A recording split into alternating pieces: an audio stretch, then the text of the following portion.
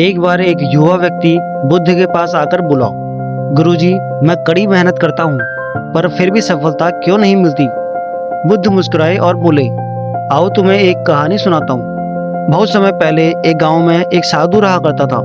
साधु ध्यान में अत्यंत कुशल था और अपनी गुफा में ध्यान करता था। एक दिन उस साधु की महिमा सुनकर एक राजा ने उसे अपने महल में आमंत्रित किया। साधु ने सोचा कि यह एक नया सीखने का अवसर होगा और उसने निमंत्रण स्वीकार कर लिया। महल में पहुंचने पर राजा ने साधु का आदर सत्कार किया और उसे सभी प्रकार की सुविधाएं प्रदान की।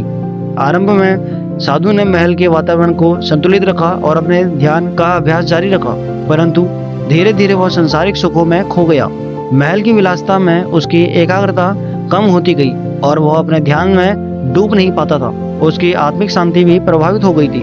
एक दिन साधु ने महसूस किया कि वह पहले की तरह ध्यान नहीं लगा पा रहा है। उसे एहसास हुआ कि वह अपने उद्देश्य से भटक गया है और उसे अपने ध्यान साधना में वापस लौटना होगा। उसने तुरंत महल छोड़ने का निर्णय लिया और वापस अपनी गुफा में लौट आया। गुफा में लौटकर साधु ने फिर से ध्यान प्रारंभ किया। इस बार उसने अपने सभी भटकाव को दूर रखा और अपनी आत्मिक शांति को पुनः प्राप्त किया।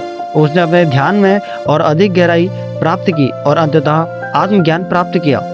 बुद्ध ने युवक से कहा, सफलता पाने के लिए जरूरी है कि तुम अपने लक्ष्य पर अडिग रहो, भटकावों से बचो और पूरे ध्यान से अपने कार्यों को करो।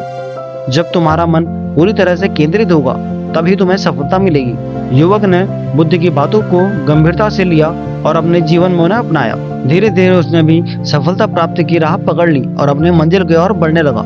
इस कहानी से हमें यह सीख मिलती है कि सफलता पाने के लिए एकाग्रता, संयम और धैर्य की आवश्यकता होती है। सांसारिक भटकाव से दूर रहकर अपने लक्ष्य पर ध्यान केंद्रित करना ही सच्ची सफलता की कुंजी है।